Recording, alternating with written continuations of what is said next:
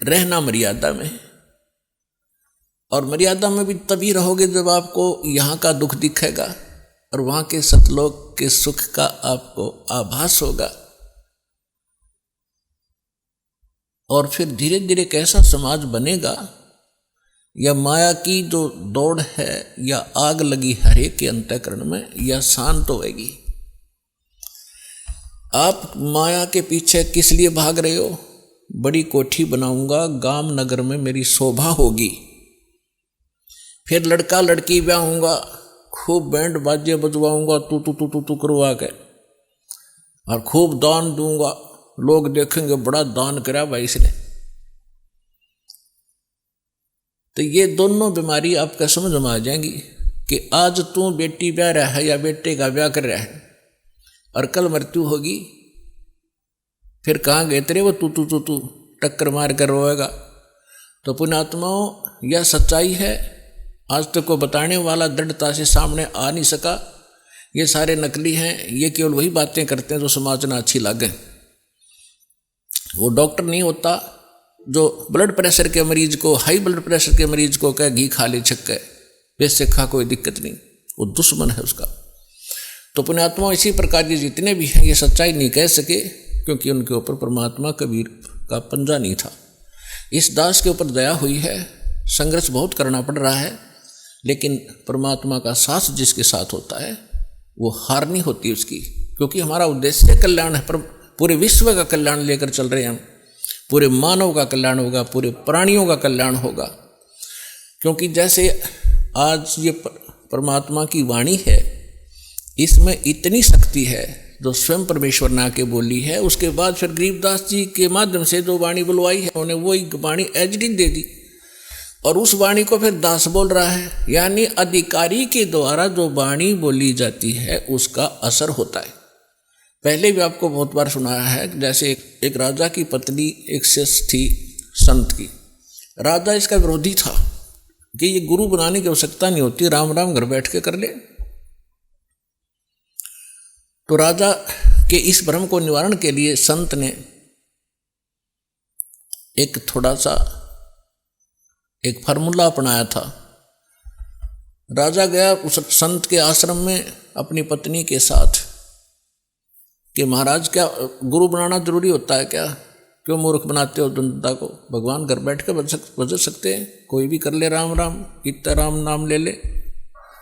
तो संत जी ने सोचा ये राजा है, यहाँ नाराज घना हो जाएगा जब मैंने कुछ उल्ट सुल्ट जवाब दे दिया। तो उसको कहा, राजन अब मुझे अपनी भक्ति का समय हो गया है, इसमें काफ़ी समय लगेगा, मैं आपका प्रश्न का उत्तर दूंगा, मैं कभी घर आऊँगा आपके वहाँ दे दूंगा, वहाँ कभी आपको विस्तार से समझाऊंगा, तब समझ में आएगी। राजा बोला ठीक है। दिन निश्चित हुआ, राजा बैठ गया सिंहासन पर जच के, संत के लिए आसन लगवा दिया। आने की इंतजार थी कि कब आएंगे संत, अभी आने वाले हैं। सामने सैनिक बॉडीगार्ड खड़े थे, वजीर खड़े थे, कुछ बैठे थे। जब संत पहुंचे वहां पर और वहां उपस्थित सभी सैनिक जो खड़े थे उनको कहा संत ने कि ए सैनिकों, ए सिपाहियों, इस व्यक्ति को अरेस्ट करो। राजा की तरफ संकेत किया। अब वो सिपाही सोच रहे थे ये मंदबुद्धि व्यक्ति क्या बकवास कर रहा है। उस संत ने दूसरी बार फिर कहा, तीसरी बार फिर कहा, लेकिन कोई टस से मस नहीं हुआ। राजा ने सोचा इसका दिमाग खराब हो गया इस संत का, ये मेरा राज हथियाना चाहता है। राजा ने कहा कि इसको अरेस्ट करो, सैनिकों को। यही शब्द उसने बोले, यही वो संत बोल रहा था। राजा के कहते ही उस संत को 4-5 सिपाहियों ने आके जकड़ दिया।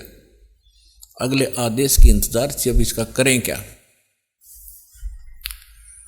तब संत ने कहा कि हे राजन, तुम घर आए व्यक्ति का ये ऐसा ही सलूक करते हो क्या?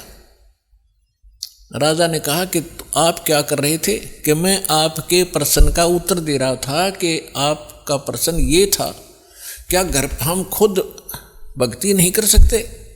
गुरु की क्या आवश्यकता है? राजा ने कहा ये खाक उत्तर दिया तेने। बकवास करने लग गया कि नहीं सुनो जानते, मुझे छुड़वाओ पहले, राजा ने कहा छोड़ दो, न छोड़ दिए।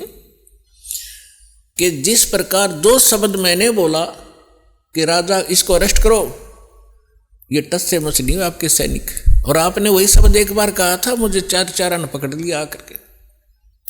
तो आपके वचन में शक्ति है, आपके बोलते ही ये क्रियावान हो गए, और वो शक्ति जो आप वाली है वो राजनीति वाली मेरे पास नहीं है। मेरे पास शक्ति है अध्यात्म की। ठीक इसी प्रकार जो वचन मैं बोलूँगा परमात्मा की शक्ति सब पर कार्यवान हो जाएगी, और आप कहते रहना उसका कोई असर नहीं होगा। इसी से आप समझ लेना।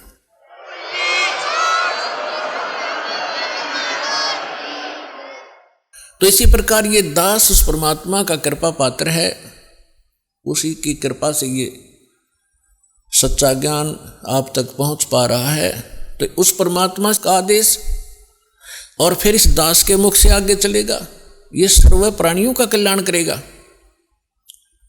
इसका तरीका देखो, परमात्मा ने कैसा एक अनोखा तरीका अपनाया है। कैसे चिप बनवा दी, मेमोरी कार्ड जिसको कहते हो, टेलीविज़न प्रोजेक्टर बनवाए, इंटरनेट वेबसाइट यूट्यूब बनवा दी।